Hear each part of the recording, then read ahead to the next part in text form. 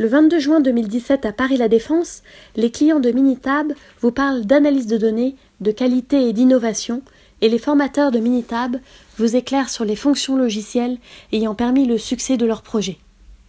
Venez écouter messieurs Ferrazzi et Vervin de Schneider Electric et Orange France présenter le traitement d'enquête à l'aide de l'analyse multivariée. Je suis Denis Vervin, donc je suis Master Label dans le groupe Orange et particulièrement donc, chez Orange France. L'objet de mon intervention, c'est de vous montrer en fin de compte comment est-ce que Minitab, moi, peut m'aider et peut aider donc le groupe dans l'analyse des questionnaires clients.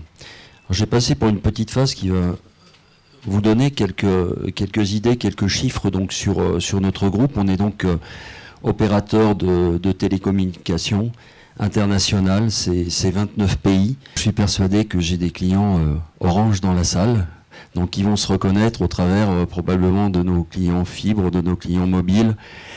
Un nombre aussi de 150 000, enfin 155 salariés donc, dans le monde, et puis 73 000 en France. Voilà, mais des choses, ces chiffres donc actualisés au 31 mars 2017, sont des chiffres qui sont relativement importants et impressionnants, et les chiffres par rapport à notre contact client. Donc aujourd'hui on a 78 Smart Stores, donc Smart Stores sont un peu nos nouvelles boutiques, hein, nos navires amiraux, donc il y en a par exemple sur les boutiques des Champs-Élysées, de choses comme ça. C'est 18 000, donc 600 salariés donc, qui sont face aux clients. Donc à la fois donc, dans les boutiques, à la fois dans les centres d'appel, et 131 millions d'interactions avec nos clients. Et comme toutes les sociétés, parce que vous pouvez regarder si vous prenez le TGV, si vous allez à la FNAC, et probablement à l'intérieur de vos entreprises, eh bien toutes les interactions donc, avec nos clients font l'objet d'un sondage. Et évidemment, il va falloir exploiter l'ensemble de ces données. Je vais vous présenter deux use cases, donc un sur la perception de l'attente en boutique, et puis le deuxième qui sera sur une exploitation en fin de compte d'un sondage et comment est-ce que l'analyse de composantes principales peut me faire gagner un temps précieux. Lorsque l'on est en fin de compte dans nos directions de Orange, eh bien chacun des gens va exploiter en fin de compte des sondages qui ont été mis à la disposition, donc des sondages qui ont fait l'objet d'enquêtes et de mails générés donc, par des plateformes. Mais après, chaque unité va s'approprier en fin de compte ce sondage et essayer de travailler dessus. Alors en équipe centrale, on va avoir des gens qui utilisent des outils très performants comme SAS, qui sont des data miners.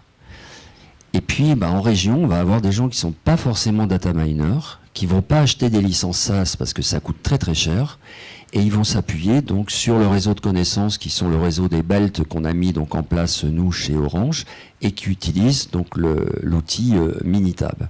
Donc on est beaucoup plus pour essayer de simplifier ces modes d'analyse. Donc la première va porter donc sur l'exploitation de ce qu'on appelle le Net Promoter Score, hein, qui est quelque chose d'international et qui consiste à poser donc aux clients, et c'est les choses que vous avez probablement vous vues et que vous utilisez, et bien en fin de compte une question du type est-ce que vous recommanderiez? Et en fonction de la réponse, eh bien on considère que si les gens mettent 9 et 10, et c'est pour ça que certains incitent en vous donnant un petit papier, en vous disant je vous demanderai bien de répondre 9 ou de répondre 10, c'est pour éviter de passer donc des promoteurs, parce que les 9 et 10 sont les promoteurs, aux neutres, un peu le ventre mou, et puis les détracteurs qui eux, vous voyez, sont de 0 à 6.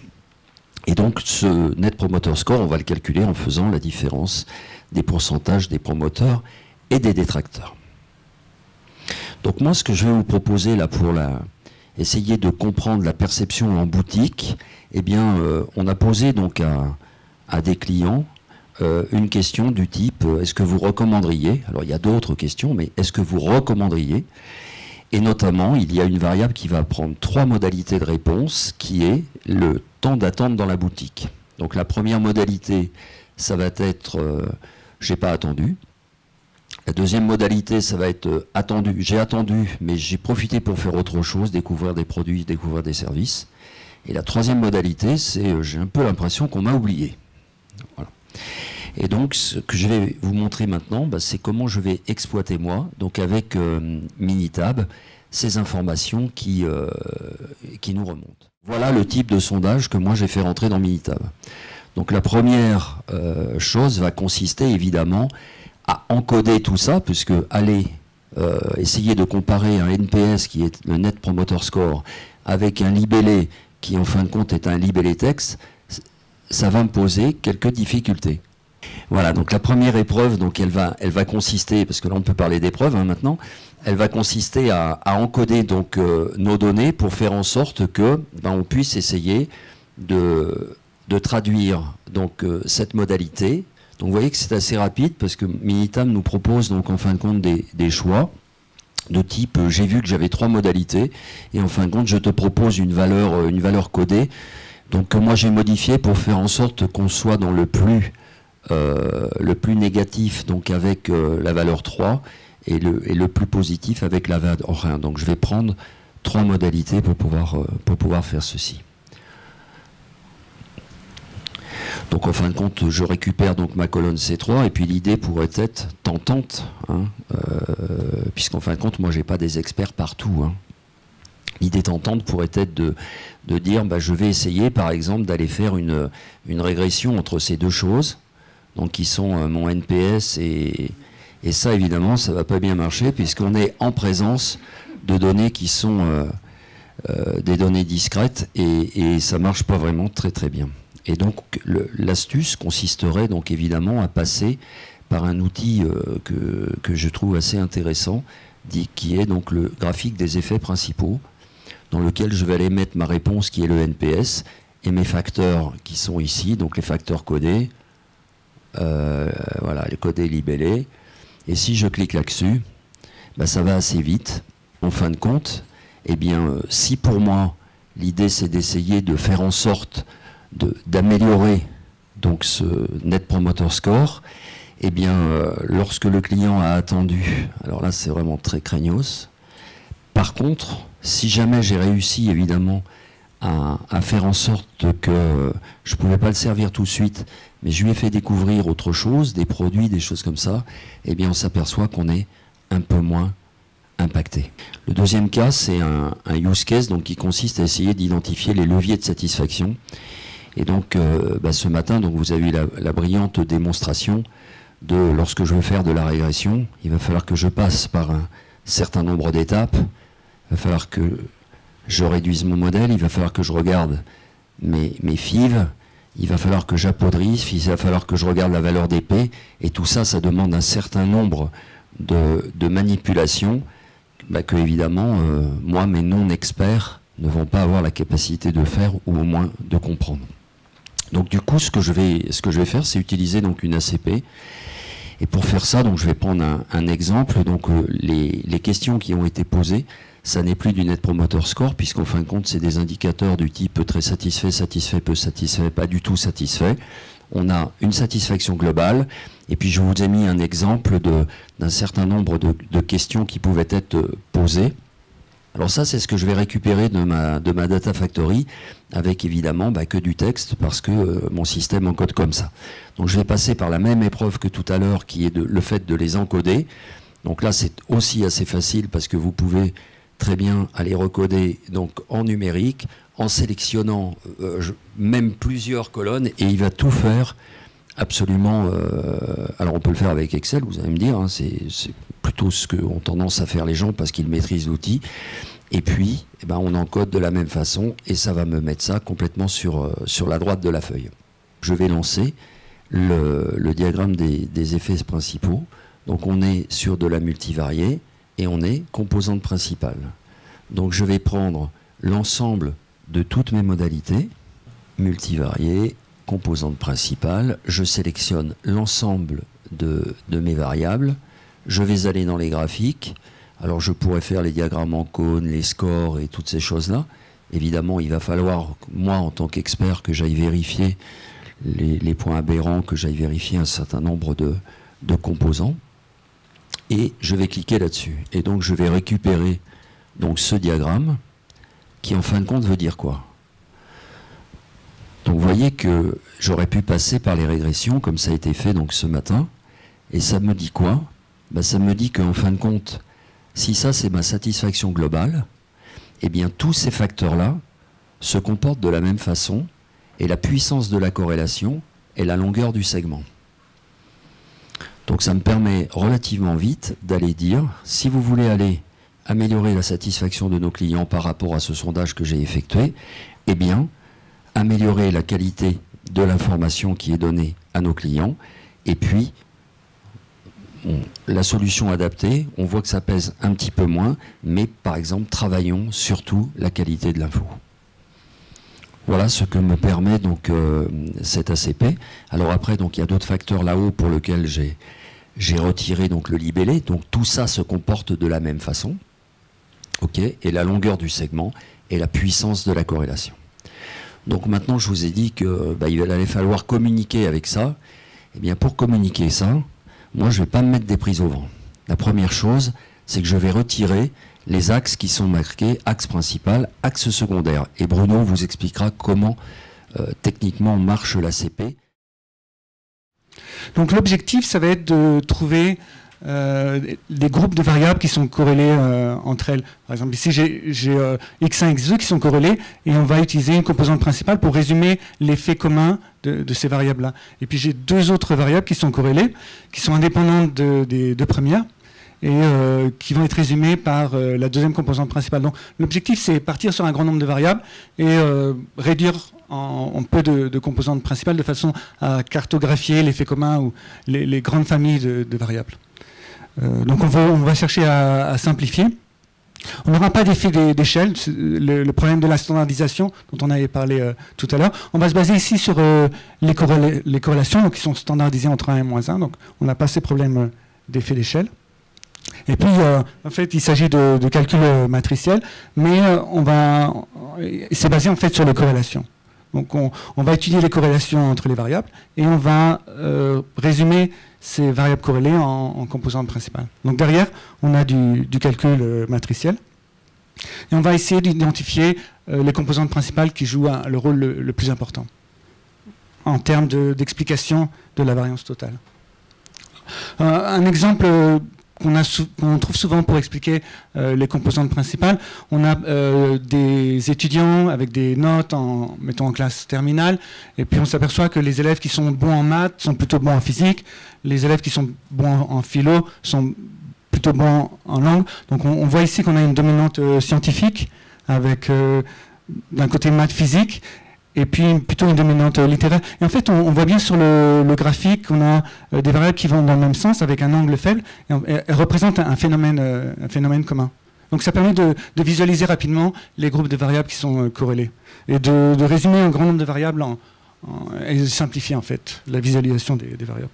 Et puis, vous pouvez aussi voir les profils des étudiants. Dans mon cas, ici, j'ai des étudiants qui sont plutôt littéraires, des étudiants plutôt scientifiques. Et on retrouve les deux variables philo et langue qui partaient vers le haut, et puis maths et physique qui partaient vers le bas. Et ça me permet de voir, d'identifier des profils. Donc ici, j'ai les bons élèves, les mauvais élèves, les élèves plutôt littéraires, des élèves avec une dominante plutôt scientifique. Et ça me permet, sur un grand nombre de variables, de trouver les dominantes, et de trouver aussi des profils, enfin, différents types de défauts sur différentes pièces. Voilà. Donc en conclusion, c'est un outil très puissant qui permet d'analyser un grand nombre de variables dans un espace multidimensionnel, parce que très souvent on n'a pas une seule réponse à étudier. On est dans un monde multidimensionnel avec beaucoup de critères qui sont importants, et ça permet de prendre en compte ça. Ce sont des calculs qui sont très complexes derrière, mais ce qui est vraiment crucial, c'est l'interprétation à partir du graphique.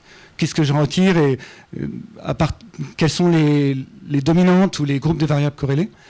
Et puis, il peut être utilisé dans une étude exploratoire pour trouver les dominantes. J'ai beaucoup de données et je veux comprendre la structure en fait, de mes données, la logique sous-jacente. Est-ce que mes données sont complètement chaotiques ou est-ce qu'il y a une logique? Et l'objectif, ça va être d'identifier différents profils d'individus ou d'équipements ou de fournisseurs, et puis de trouver les variables dominantes. Moi, si j'ai une conclusion, et vous pourrez donc nous poser des questions avec Marc et Bruno tout à l'heure, donc moi, si j'ai une conclusion à tirer et un enseignement à avoir de l'utilisation de Minitab, ça me permet de gagner un temps important pour le réel, disons, la prise de décision.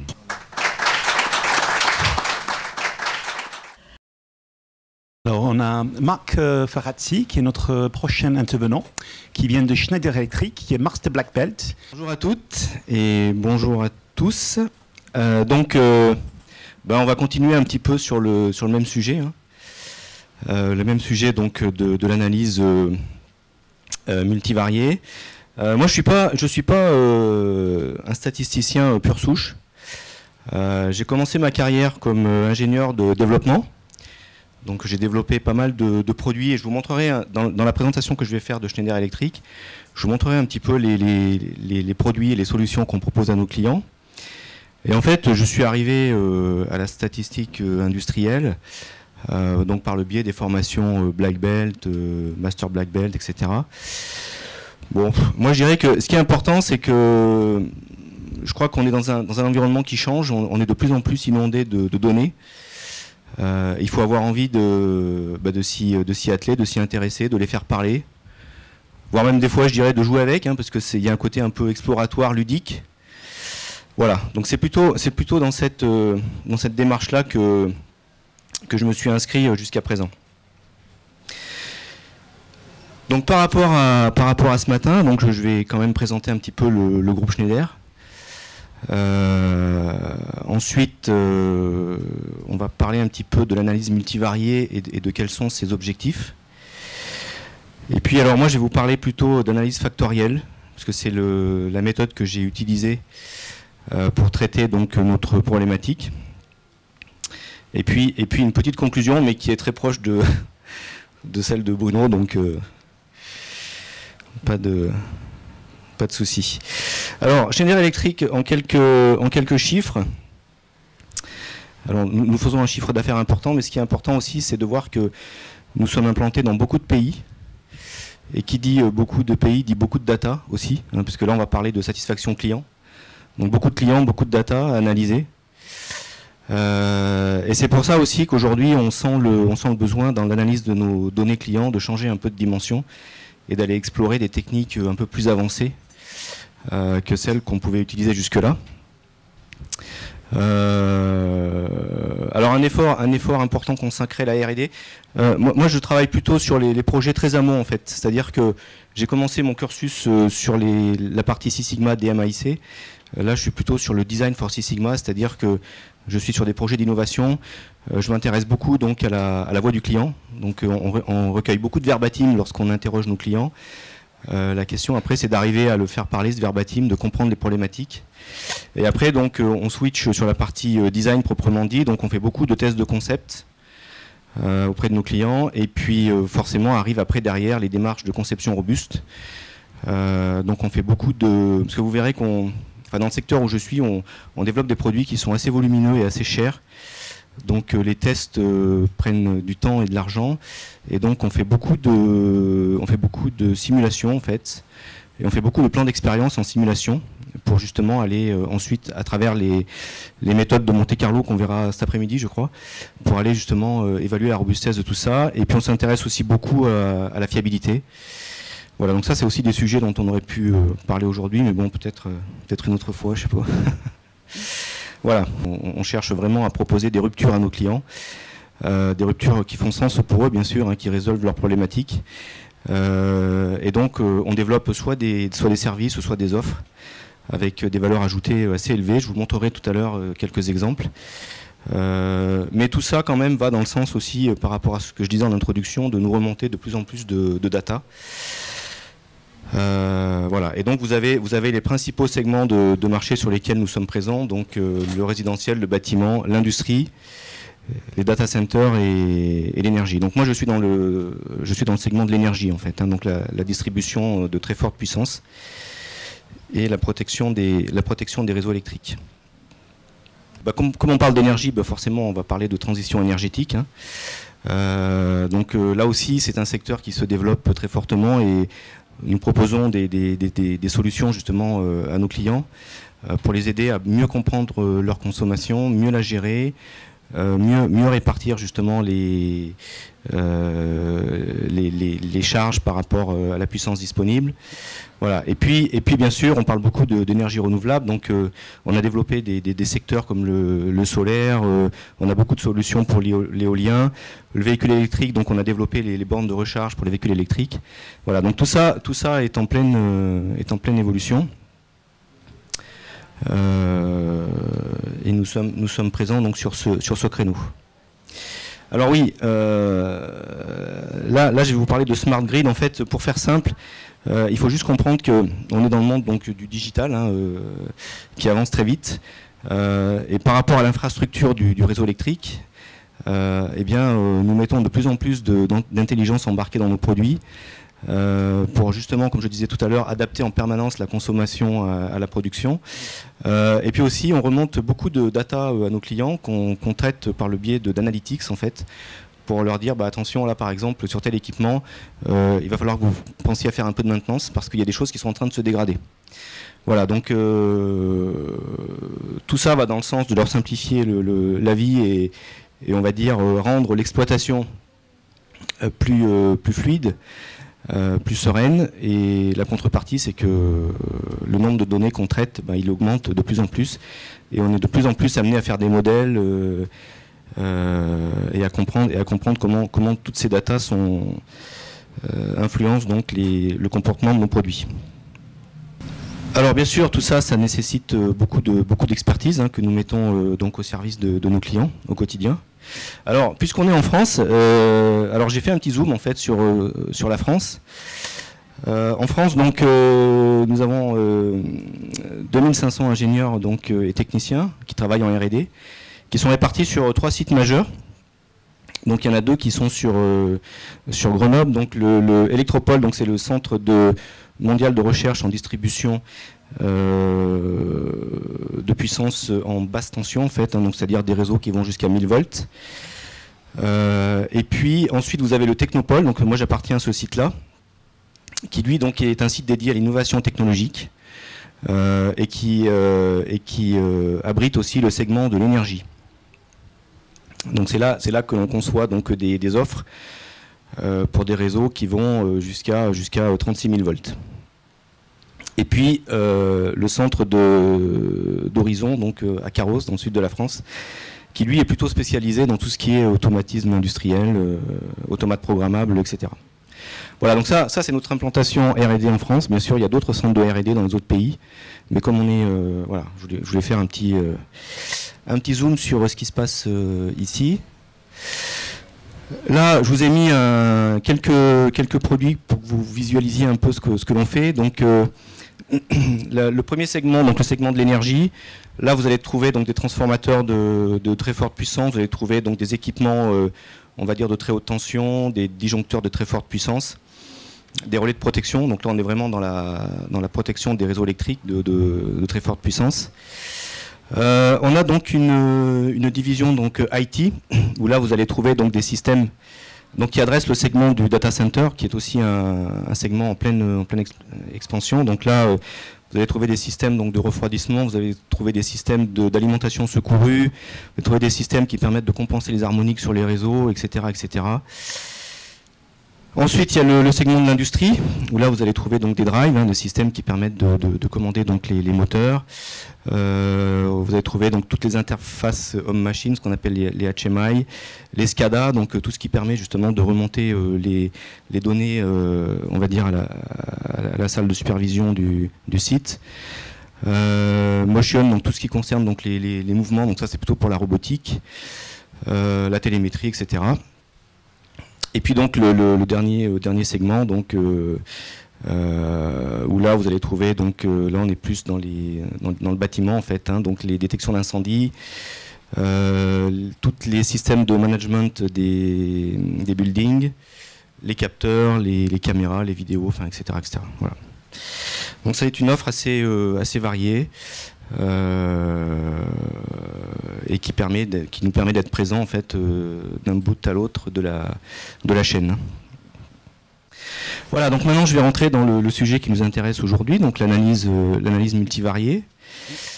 Le contexte de l'étude, ce sont les enquêtes de satisfaction.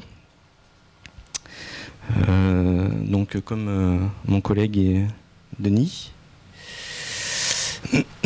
Alors, il faut savoir que, comme beaucoup de sociétés, hein, ça c'est pas une découverte, régulièrement donc on lance auprès de nos clients des enquêtes de satisfaction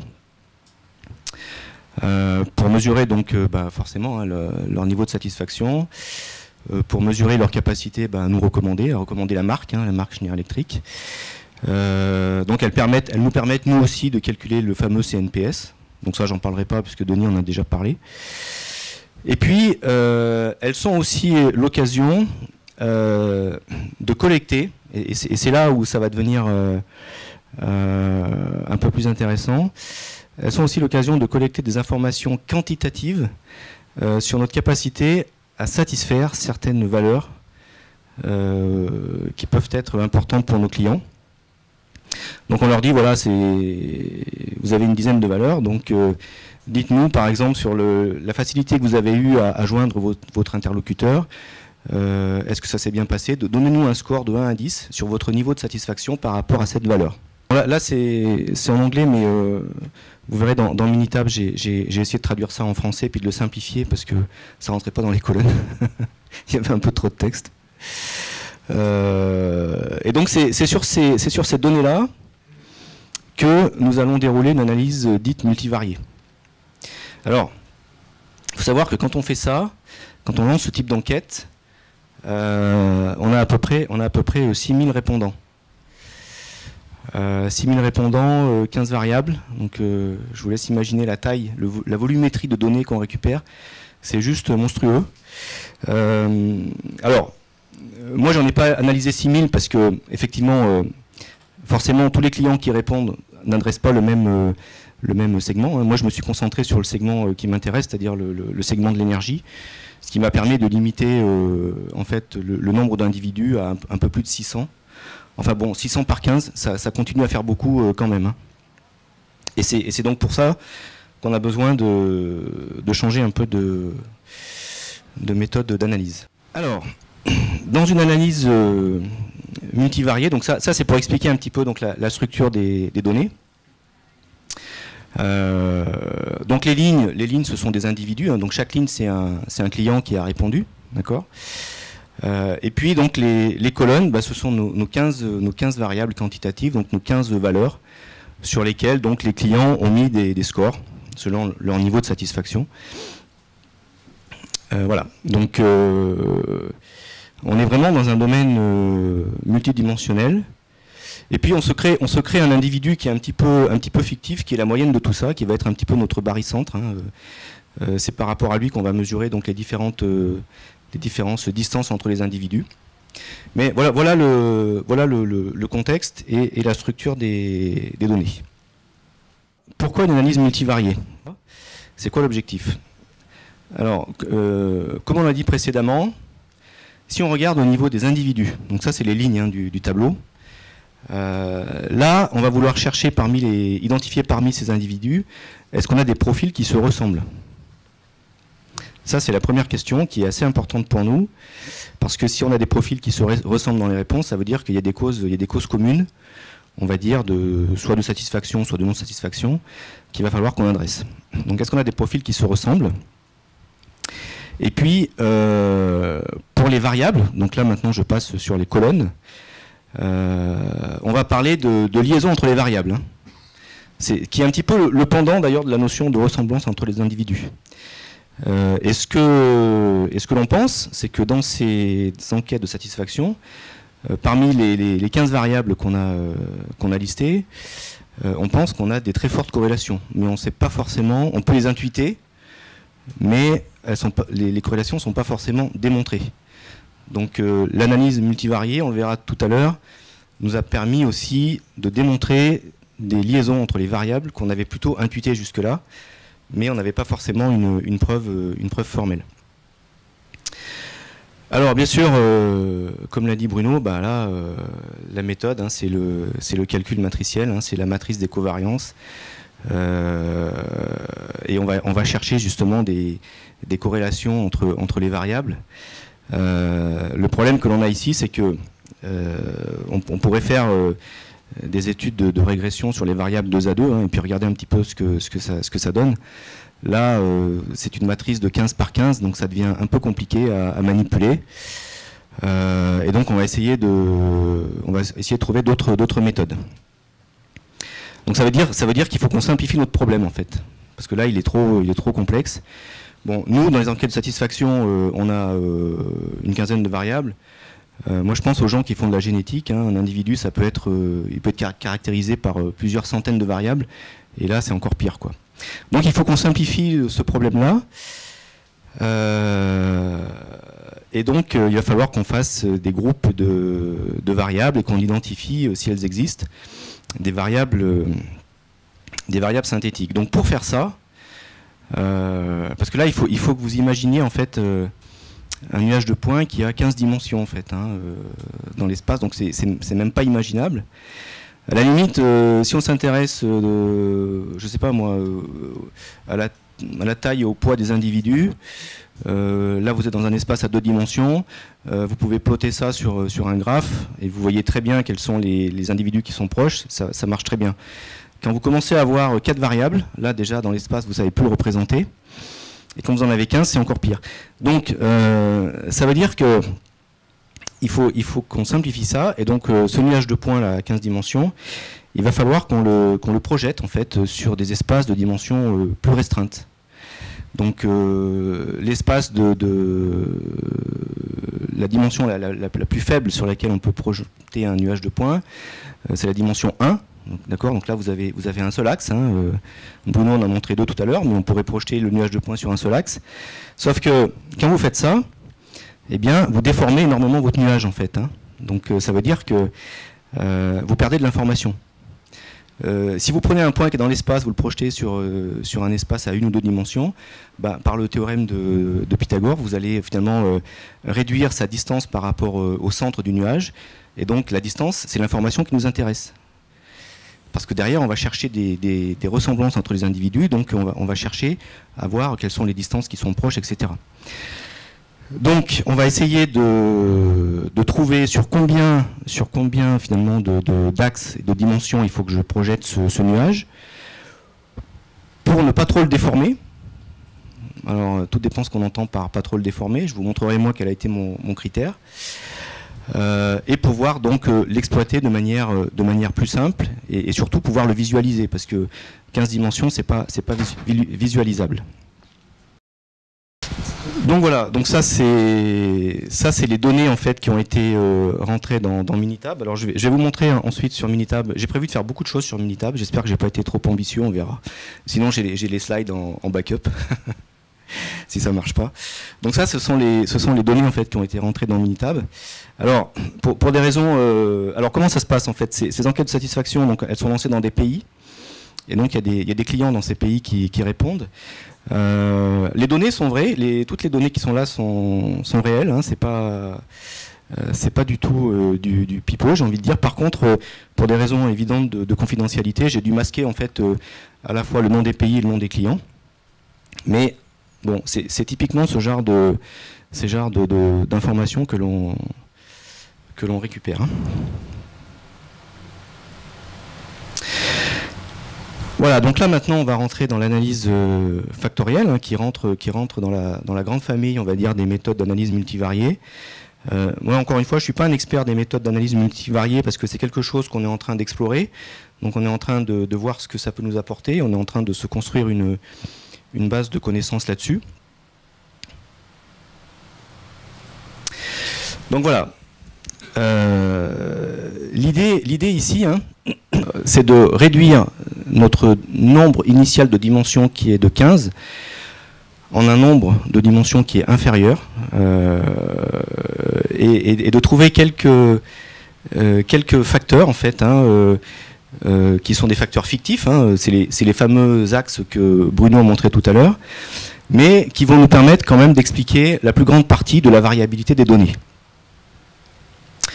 Et donc, par rapport à ces facteurs, eh bien, c'est là qu'on va essayer de déterminer si nous avons ou pas des corrélations entre les variables. Alors, l'analyse des facteurs que l'on va faire, elle va nous permettre d'afficher donc des éléments comme les contributions, donc le degré de représentation d'une variable par un facteur. Et là, donc, on peut avoir des contributions plus ou moins élevées, qui sont soit positives, soit négatives. Hein. Mais tout ça, de toute façon, je vous le montrerai. Il y a aussi ce qu'on appelle la communalité, c'est-à-dire que c'est la probabilité de variabilité de chaque variable représentée par les facteurs. Est-ce que finalement, si je prends une variable parmi les 15, est-ce qu'elle est bien représentée par les 2, 3 ou 4 facteurs que j'aurais sélectionnés pour représenter mon nuage de points? Et puis bien sûr la variance, hein, c'est-à-dire si je limite mon problème à 4 facteurs au lieu de 15 variables comme j'avais initialement, enfin, ou 2 ou 3, peu importe, quelle variabilité dans les données ça va représenter. Là je suis sur Minitab. Du coup moi j'ai une fenêtre un peu plus restreinte, mais bon c'est pas grave. Donc voilà, donc ça c'est la structure des données que je vous ai montré. Hein. Donc ici ce sont les 15 variables, donc c'est les questions qu'on a posées, enfin c'est sur ces valeurs-là qu'on a demandé un positionnement à nos clients.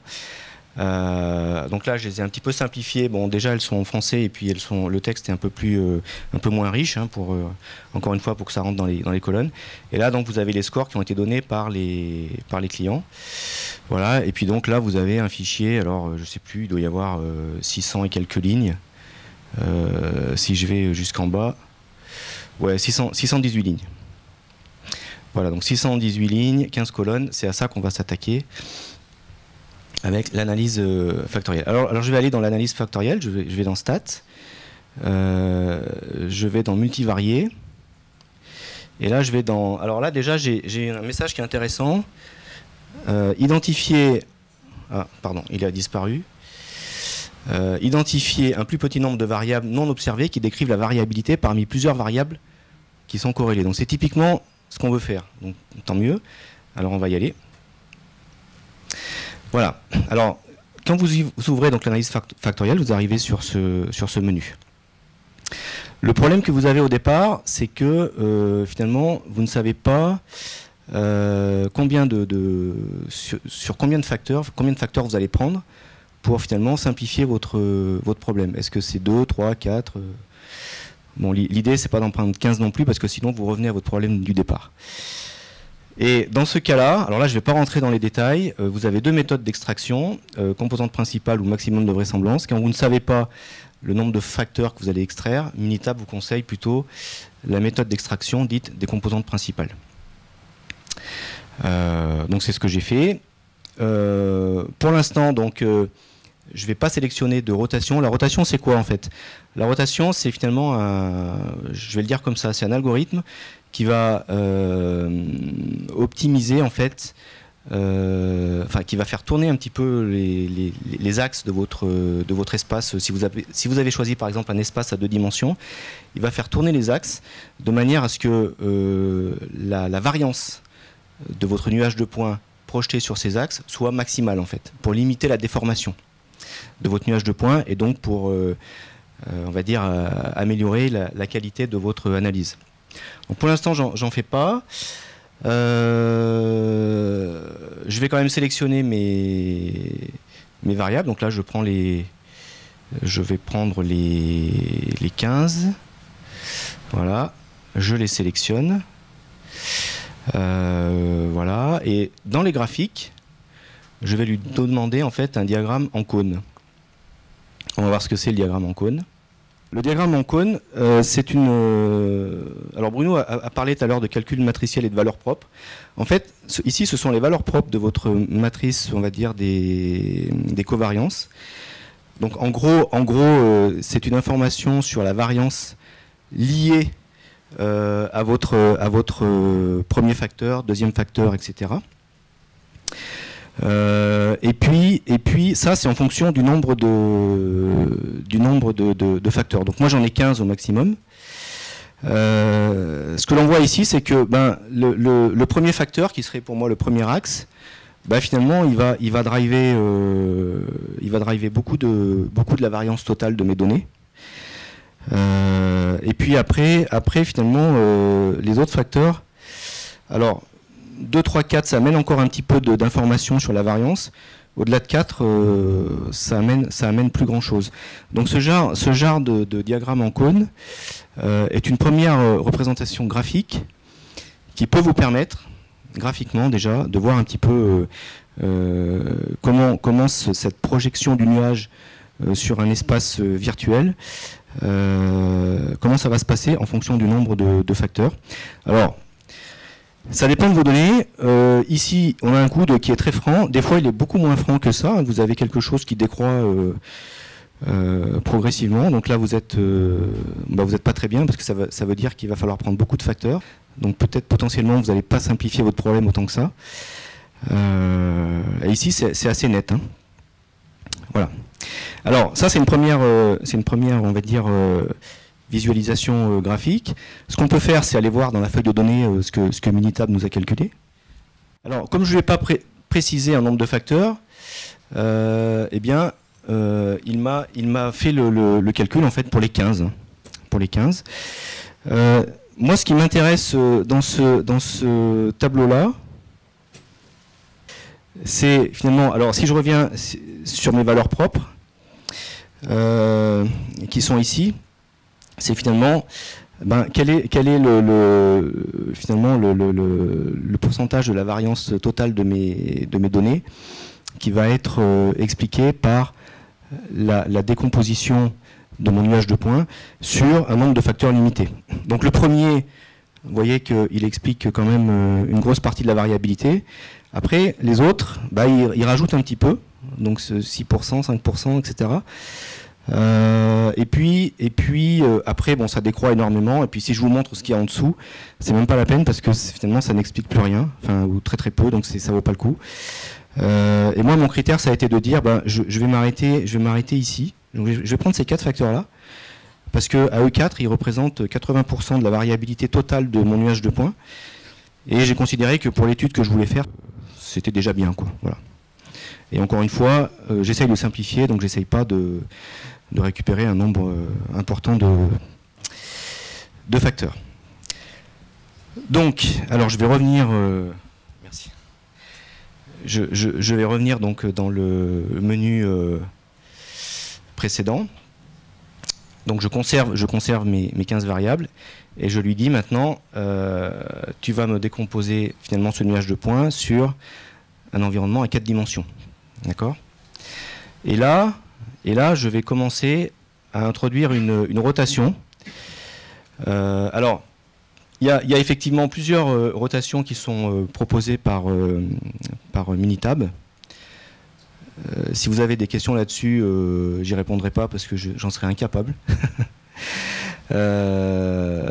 Celle que j'ai utilisée ici, c'est Varimax. Alors, pourquoi Varimax ? En fait, Varimax, c'est une rotation que j'aime bien parce que finalement, c'est une rotation qui va permettre de maximiser la variance en fait de votre nuage de points et qui va donc par le fait arriver à limiter la déformation de votre nuage une fois qu'il est projeté sur vos axes. Et donc elle va permettre d'y voir plus clair entre, on va dire, les contributions des variables sur chacun des axes. Parce que les variables qui ont une contribution très forte, elles vont être amplifiées, et celles qui ont une contribution très faible, elles vont être encore minimisées. Donc ça va vraiment vous permettre de faire un tri efficace dans l'identification de vos variables synthétiques en fait. Hein. Voilà.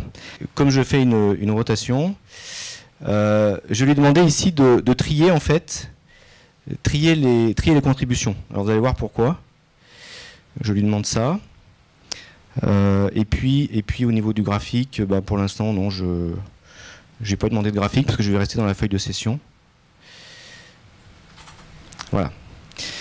Pardon, excusez-moi. C'est vrai que c'est pas très pratique. Alors je vais passer là-dessus, je vais aller directement sur ce qui m'intéresse. Voilà. Donc là ici vous êtes dans finalement les contributions de vos variables sur les différents facteurs, mais elles ont été triées par Minitab. Ce qui va vous permettre d'y voir un peu plus clair sur finalement quelles seraient vos variables synthétiques pour la suite de votre étude. Alors ici vous allez retrouver le 80%, on va dire de variance, enfin de variabilité de votre nuage de points expliqué par les 4 facteurs fictifs, complètement fictifs, que vous avez choisi d'utiliser. Et ce que l'on commence à voir ici, c'est que vous voyez, sur ce premier facteur qui pourrait être considéré comme un premier axe, vous avez ici, finalement, si je prends ce premier groupe là de 4 variables, vous voyez que finalement, ils sont très fortement contributeurs au premier axe, et ils sont très certainement très proches les uns des autres.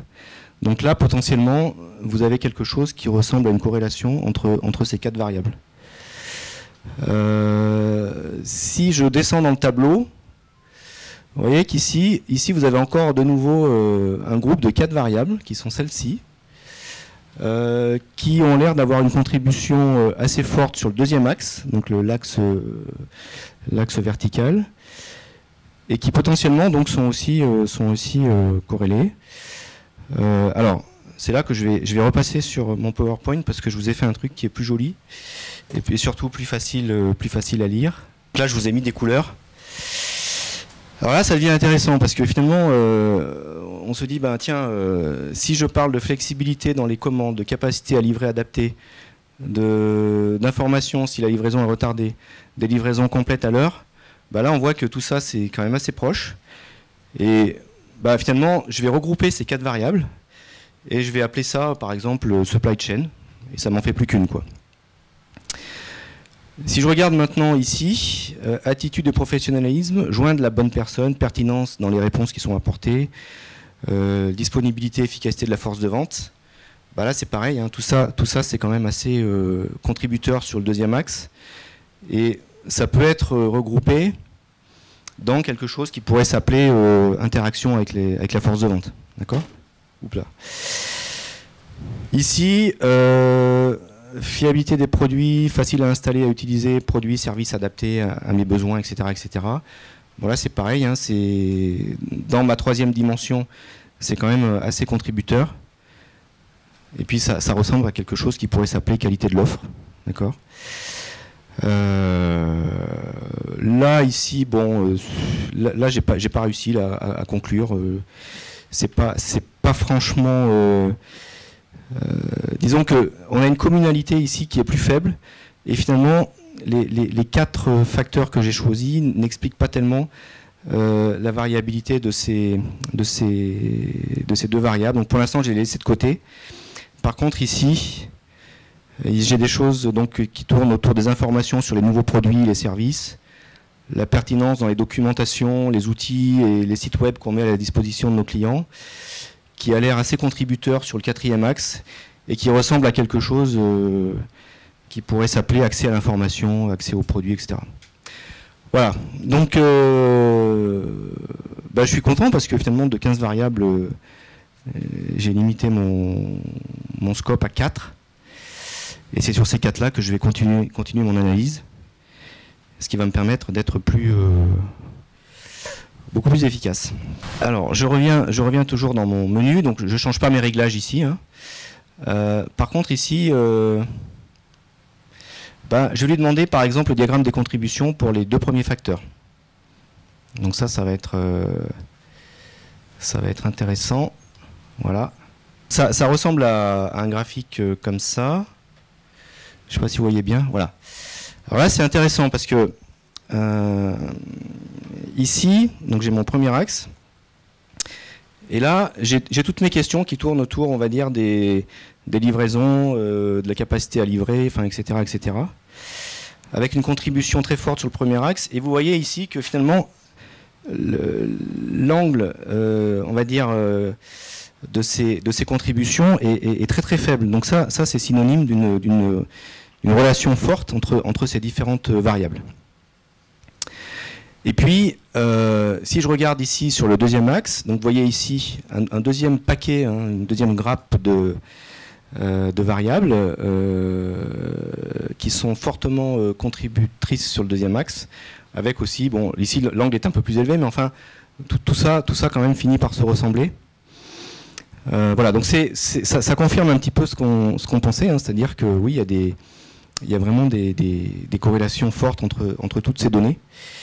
Et c'est pour ça que ça ne vaut pas le coup de continuer à les analyser individuellement, il faut les regrouper. Voilà. Donc je vais revenir sur mon PowerPoint. Je fais des allers-retours entre les deux. Donc là vous avez en fait, on retrouve, bon, c'est ce que je vous ai montré juste avant, hein. On retrouve bien nos variables synthétiques et leur positionnement en fait dans l'espace. Alors, tout ça c'est bien, mais ça reste graphique.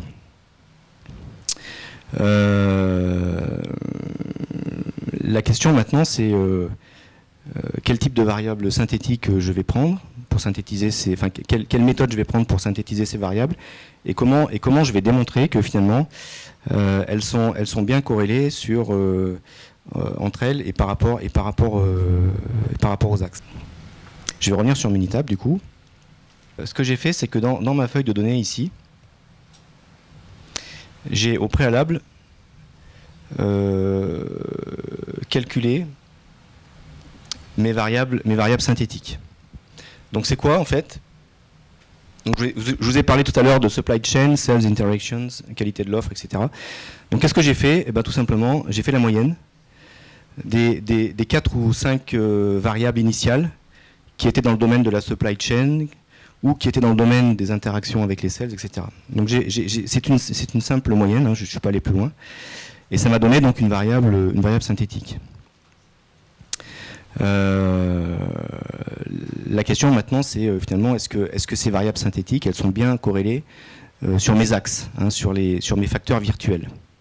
Et c'est ça qu'il faut que j'arrive à montrer, c'est quel est finalement le degré de corrélation que j'ai. Est-ce que j'ai bien une corrélation forte sur ces différents axes? Alors, ce que je vais faire, donc je vais revenir ici dans le menu. Et puis là, je vais demander donc à Minitab de stocker les valeurs. Donc en fait, je vais demander à Minitab de stocker donc les valeurs de mes variables sur les différents axes que j'ai retenus pour faire mon analyse. Donc j'ai créé 4 colonnes qui s'appellent coefficient donc pour le facteur 1, coefficient pour le facteur 2, coefficient pour le facteur 3, coefficient pour le facteur 4. Voilà, donc je vais demander à Minitab. Alors là, il m'a régénéré le graphique d'avant, mais ça, j'en ai pas besoin. Voilà, et donc ici, je me retrouve avec les coefficients donc, de mes variables sur les 4 axes que j'ai choisi de travailler pour simplifier mon nuage de points. Et je vais regarder quelles sont les corrélations qui existent. Est-ce qu'il existe une corrélation linéaire entre ces coefficients et mes variables synthétiques? Donc je vais partir sur une régression, alors toute simple. Hein. Je vais dire ici, bah tiens, est-ce que je vais prendre par exemple la première supply chain, donc je vous rappelle que c'est la moyenne des 4 ou 5 variables liées à la supply chain, et je vais prendre ici mes coefficients sur le premier axe. Et je pars sur quelque chose de linéaire. Voilà. Voilà ce que ça me donne. Donc, c'est pas parfait. C'est pas parfait. Hein. Tout à l'heure, on parlait de R carré. Je ne suis pas à 95%, hein, comme pour le champagne. dommage. Mais là, par contre, vous avez quand même 620 individus. Bon, c'est déjà pas mal. Et finalement on s'est dit, 71%, c'est quand même pas mal. Et ça doit quand même nous permettre de voir des tendances. Donc on va aller plus loin, et on va aller plus loin dans l'analyse. Donc on a fait ça pour les 4 axes. Hein. Et ça, c'est la corrélation entre mes 4 variables synthétiques. Donc ici, vous avez la corrélation de la supply chain avec mon premier axe, l'interaction avec les sales sur mon deuxième axe, la qualité de l'offre sur le troisième axe, et puis l'accès à l'information, connaissance des produits, etc., sur le quatrième axe. Voilà. Par la même méthode. En gros, ça tourne autour de 70%, 65%. Bon, on s'est dit que c'était suffisant pour essayer d'aller un peu plus loin. La question, c'est qu'est-ce que je vais faire après pour aller plus loin, et en quoi ce truc-là me permet d'avancer et d'y voir plus clair. Donc là, il me faut un autre graphique maintenant, et l'autre graphique qu'il va me falloir, c'est le nuage de points, cette fois-ci. Donc c'est ce qu'on va faire. Je vais retourner donc dans Minitab. Je vais sortir le diagramme des scores.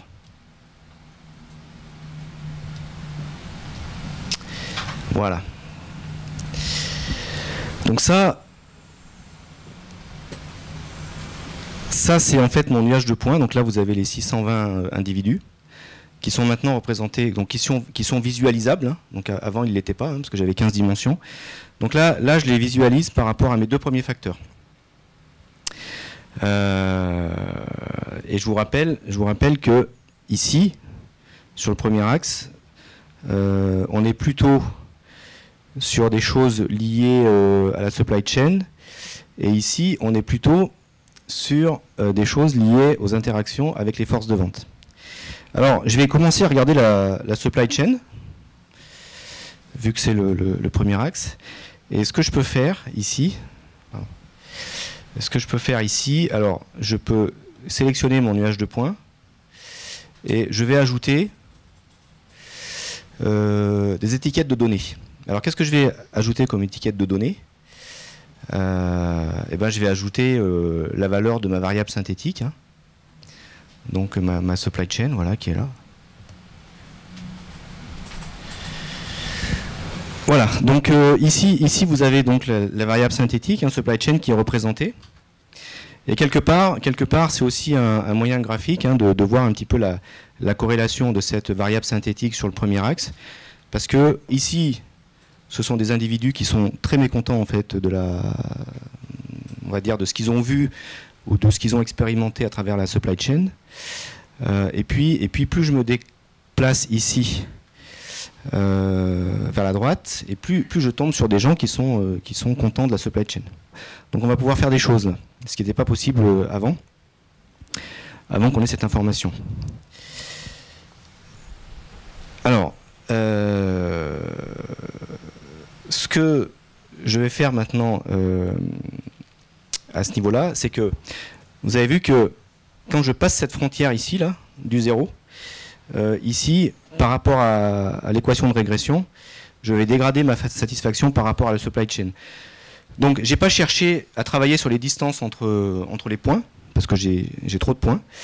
Ce que j'ai cherché à faire ici, c'est à finalement extraire les gens qui sont plutôt dans la partie gauche de ce nuage de points, pour voir s'il n'y avait pas finalement des profils un peu similaires. Je vais vous montrer comment j'ai procédé. Donc, je suis retourné dans le menu. Alors là, je vais diviser la feuille de travail. Et moi, ce que je veux, c'est exclure des lignes qui correspondent à la condition coefficient du facteur 1. Donc là, je travaille sur mon premier axe, hein,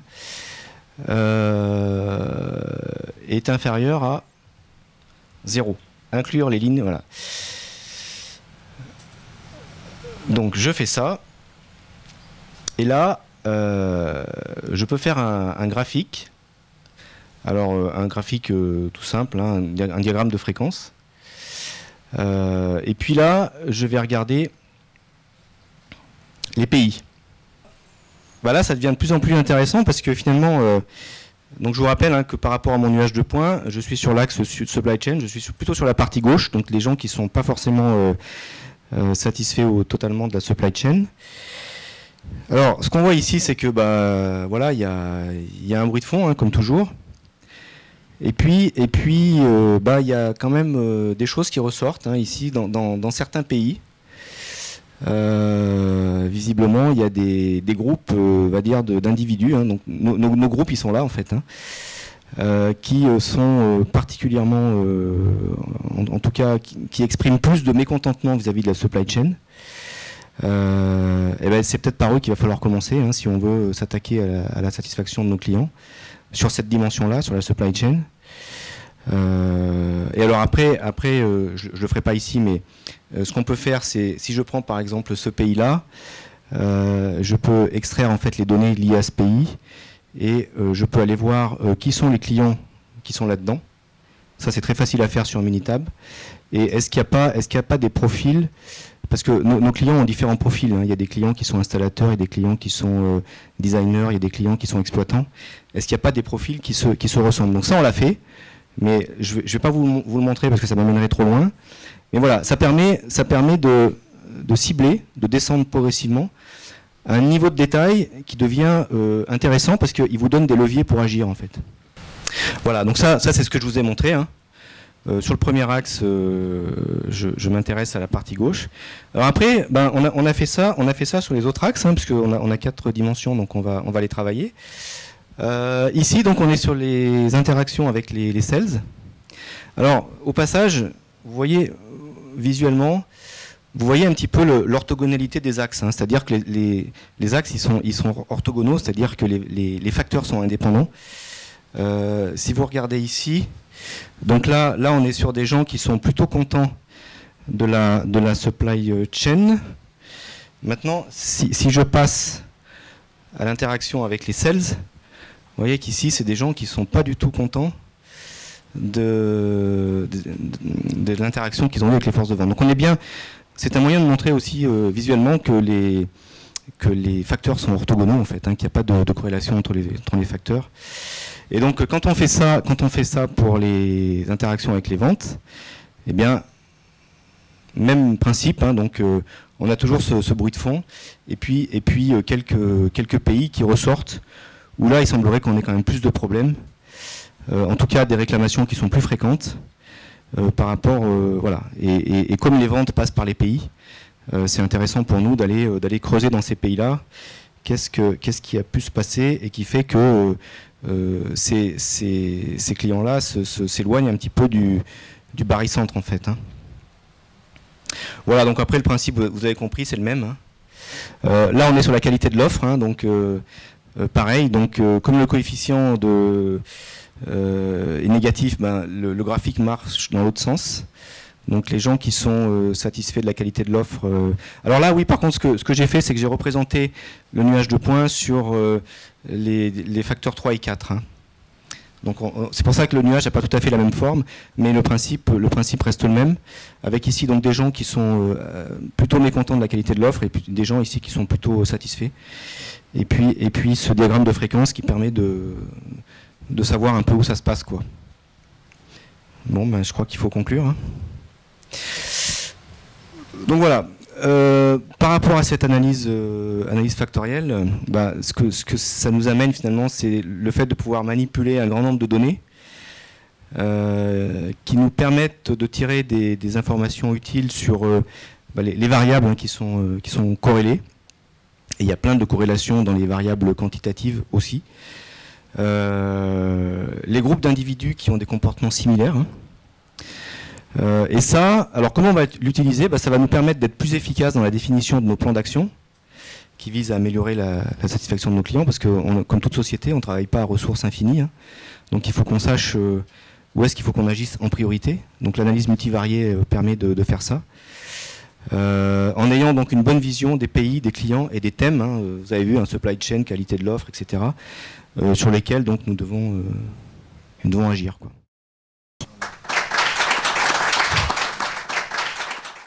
prenez rendez-vous avec les formateurs Bruno Sibilia, Samy Chahabi et Robert Collis et les commerciaux Julien Detemps, Younes Larage et Romain Tavernaro pour aborder les sujets qui vous sont propres.